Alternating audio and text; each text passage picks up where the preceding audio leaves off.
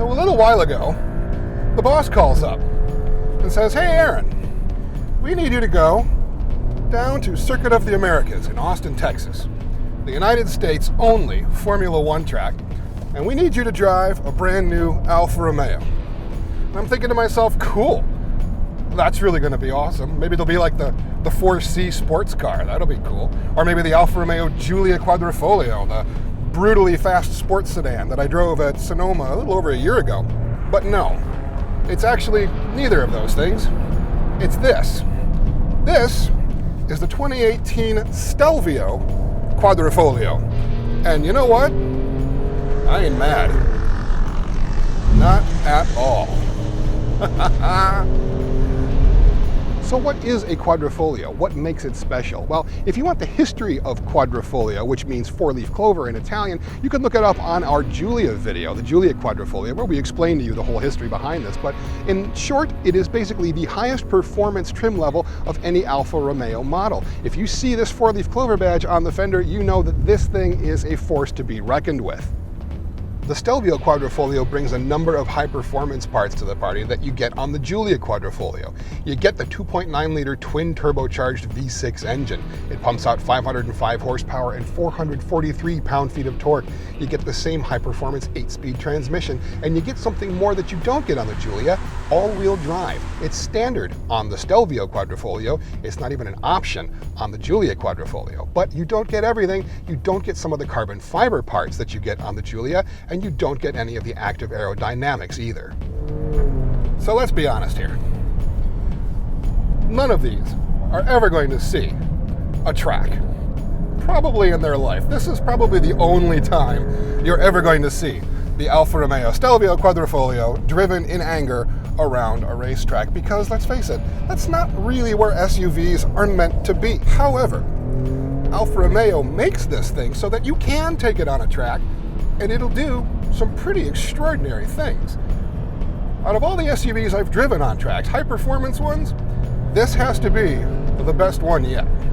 You see, the Stelvio itself is just a taller Giulia sedan. It's based off the same platform.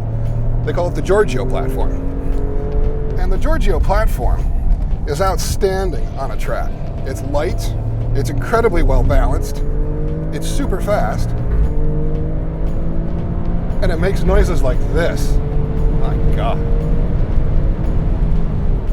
That noise comes from a 2.9-liter twin-turbocharged V6 engine. It's making 505 horsepower and 443 pound-feet of torque. And it's made it up to an 8-speed automatic transmission that when you put it in the race mode, like it is now, the whole car behaves just beautifully. Yes, it's heavier than the Giulia Quadrifoglio by almost 500 pounds. And it sits higher than a Giulia as well. I mean, it's an SUV, so you are sitting up a little ways. But you know what? It's not that much. It still has an incredible balance. It's easy to drive this thing around the track at really exciting speeds. And that noise, only Italian cars sound like that.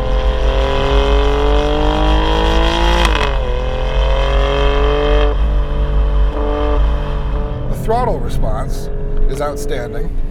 Even with the turbos, there really isn't much in the way of turbo lag, because this transmission keeps things on boil really quite well.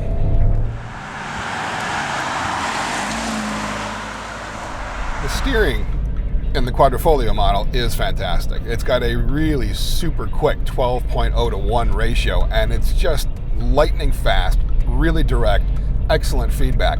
The brakes are also extremely strong. You've got two different types. Standard are the regular steel Brembo brakes, 6-piston up front, 4-piston in the back, or optional are some carbon ceramic brakes. But frankly, carbon ceramic brakes out on the street are always a little problematic. They always make a lot of noise unless you get them really hot. Carbon ceramic brakes, folks. That's the noise they make. So better to really stick with the steel ones unless you plan on taking this thing to the track every single weekend, which it seems highly unlikely. So what do we have here? Well, you've got a Giulia Quadrifoglio. Same powertrain, same transmission, same suspension improvements, a little bit tuned differently because this is a heavier vehicle.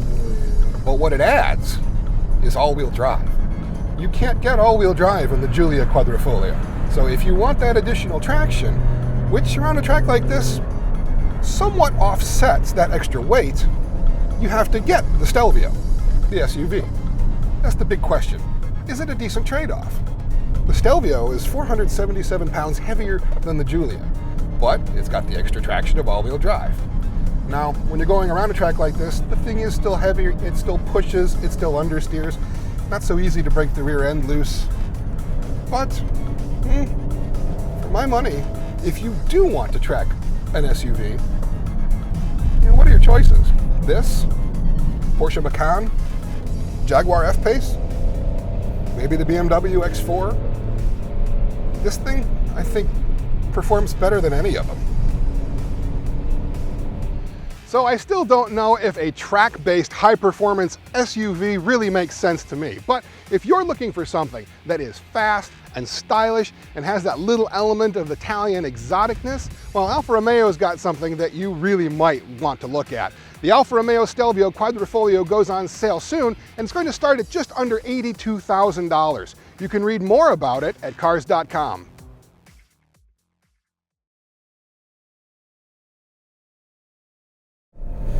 Mamma mia, that's a spicy meatball.